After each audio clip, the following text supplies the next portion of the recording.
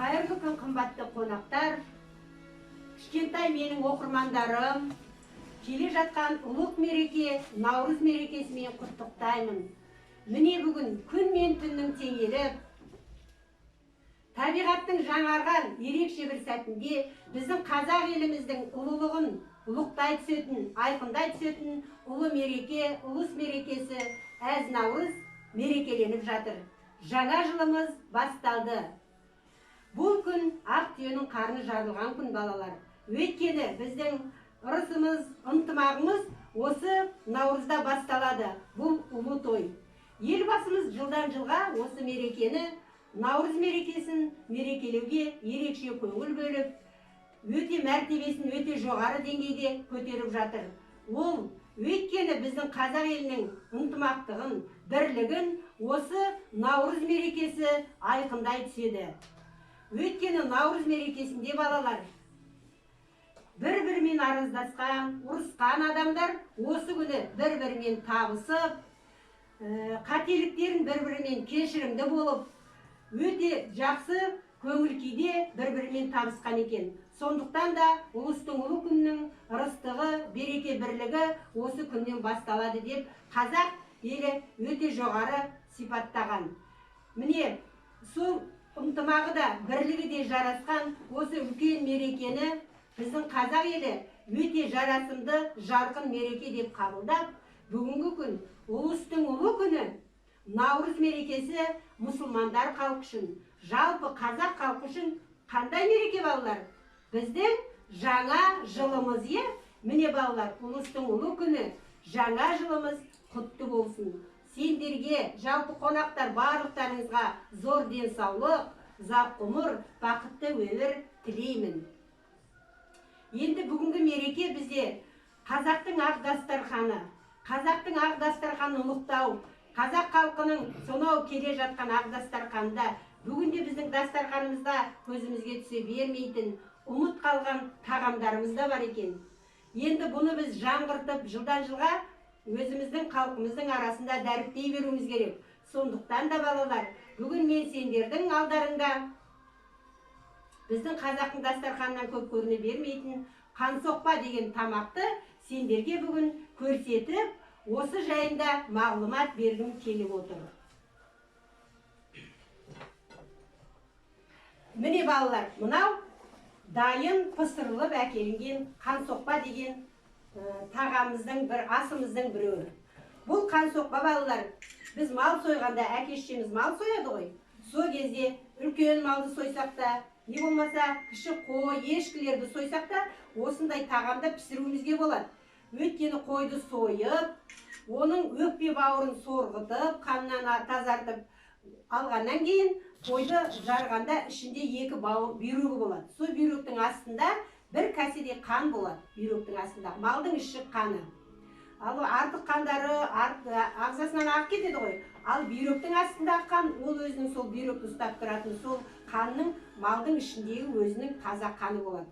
Сол қанды бір кәседе аламыз, екі бүйрегін аламыз, жаңағы өкпе бауырымызды аламыз, барлығын араластырып, ет тартқыштан, не болмаса ұсақ етіп турап, оны ыдысқа жақсылап отырып салып, барлығын араластырамыз. Оның ішіне дәмдеуіштерін саламыз. Бұрышын, тұзын, яки болмаса көк сабақтарды, сарымсақтың. Осының барлығын араластырып, жаңағы қойды сойған кезде оның жуан шеңі болады, ащы шеңі. Ол бүйен деп аталады екен. Сол бүйенге, мына тамағымыздың сыртындағы сол бүйен, міне, сыртына сол бүйенді, бітеу бүйенді тазалап, жақсылап жуып апаларымыз, сосын жаңағы тартқан тамағымызды ішіне, асымызды ішіне нығап, оның аузын жақсылап бекітіп байлап, ақырын отта 1,5 сағат уақыт баяу отта пісірған екен. Бұл сонда қансоқпа деп аталады екен. Енді бұл қансоқпа жанұялармен бірге отырып жеген, сол малды сойған күні, не болмаса жақын туғандарын қонақтарына тартқан.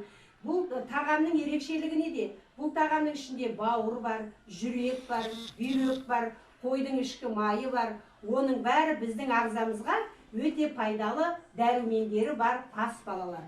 Бауырды біз жейміз, өте дәрумені жоғары, гемоглобиніміз түскен кезде бауыр жейміз, біздің гемоглобинімізді көтереді. Міне сондықтан да біздің ұлы бабаларымыз, атам қазақ, адамға тек қана пайдалы астарды пісірған екен, міне. Енді бұрын кезде бұл мынандай аспа-төк молшылық болмаған. Біздің апаларымыз балалар бардан жоқты жасаған. Мысалы, малды сауып, оның сүтінен түрлі тағамдар жасаған. Ал енді мынандай малды сойғанда оның әрбір оның мүшелерін шегіне дейін жерге тастамай, оның бәрін іске асырған екен. Бүгінгі мен сендерге көрсетейін деп отырған осы асымның бірі осы қансоқпа деп аталады. Енді бұның ішінде жаңа недер бар екен толық айттым. Енді мен келешек бауырпақ сендер естеріңде болады. Сендер үлкен есіңдер азамат боласыңдар, сонда естеріңде жүреді. Енді жалпы біздің қазақ халқының дастарханы өте бай. Олар бар тәтті дәмдің қайткен қонақтарына ұсынған, қонақтарымен бөлісіп, қуаныштарын бөлісіп жеген өте дархан халық. Біздің қазағымыздың дархандығы арта берсін. Қазағымыз бай, қуатты болсын. Сендер дендерің сау болып, біздің Қазақстанымызды көркейтетін балалар сендерсіңдер. Ал енді бүгінгі ақ дастарханды дәріптеу күні мерекесіне балалар, қандай тартумен келдіңдер сендер де бүгін? Бүгінгі мереке мынау ұлыстың ұлы күні.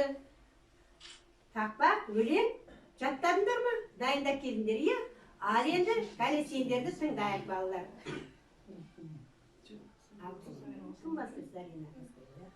Ертіп қарын даланы, жинатып гүлін саланы, жетелеп жұмсақ самалын, келді наурыз жылбасы.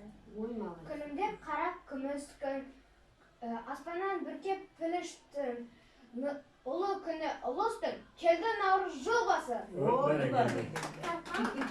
Тарқамасын ұлы наурыз мейрамы, тағаласын қазағымның тойлары, әр жыл сайын әнмен жылға бөленсін, ұлыс күні ұлы отан аймағы. Бармасыздар қалайық, наурыз тойын тойлайық, бірге қарсы алайық. Міне қандай жақсы. Көп жасаңдар. Енді балалар, біздің бүгінгі ақ дастархан деп аталатын мерекелік шарамызға осы біздің Өскемен қаласының Атамұра деген үлкен аталарымыздың, әжелеріміздің ансамблі бар, Атамұра деген.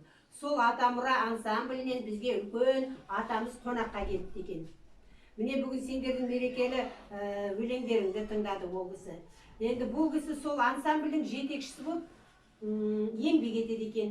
Міне сендер де осындай үлкен аталардай болуларға тілектеспін балалар. Енді сөз кезегін атамызға берейік, балалар. Бәрекелді. Мына әжелерің толықтай бәрін айтып шықты, енді оны қайталай беретін емес. Мен де сол наурыз күніне арнап құттықтау бір 3 ауыз өлең құрастырған едім. Соны оқып берейін, рұқсат етсеңіздер. Ал енді наурызымыз құтты болсын, әрине ауыз бірлік мықты болсын. Елімнің егемені мәңгі болып, көңілді бейбітшілік заман болсын. Алдыңда Атамұра аңқылдаған, ақ пейіл таза жүрек саңқылдаған, арнайы құттықтауға келіп қалдым, бас иіп сәлем бердім, халқым саған. Көп ұлттар кішітіні паналады, тіліне, дініне де қарамады. Жиылған әр ауданнан іріктеліп, осында қазағымның даналары. Осылайша қысқаша тілек айттым ұнаса, айналайын жастарым, барлықтарың түз жаса.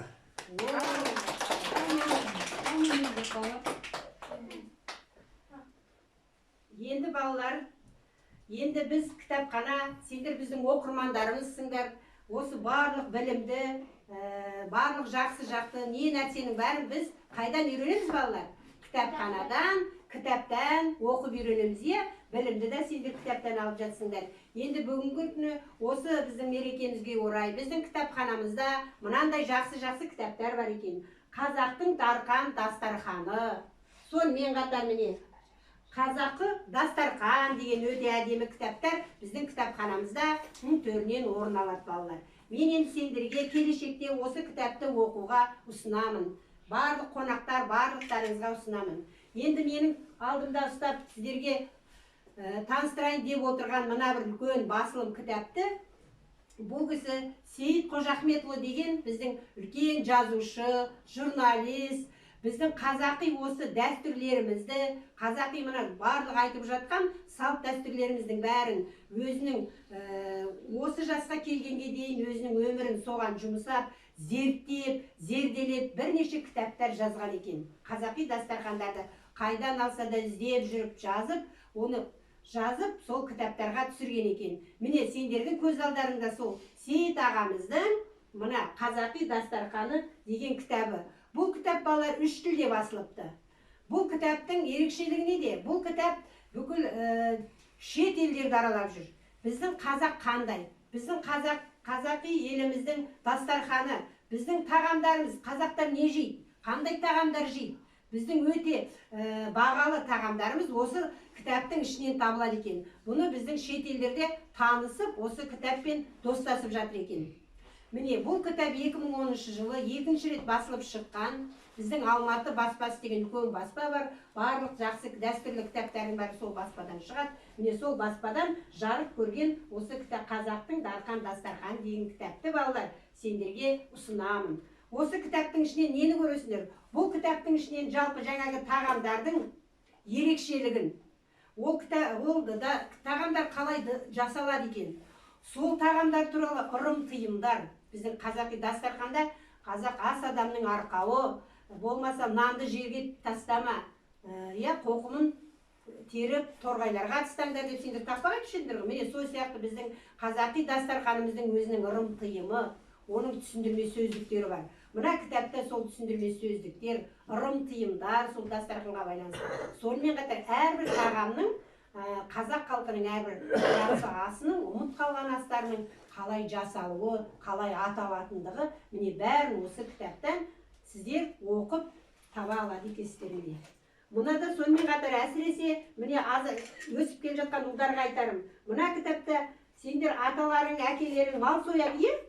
Мал сойғанда мынада жалпы қазақи дастарханда малдың мүшелері, оны қалай сояды, оның әрбірін қалай бұзады.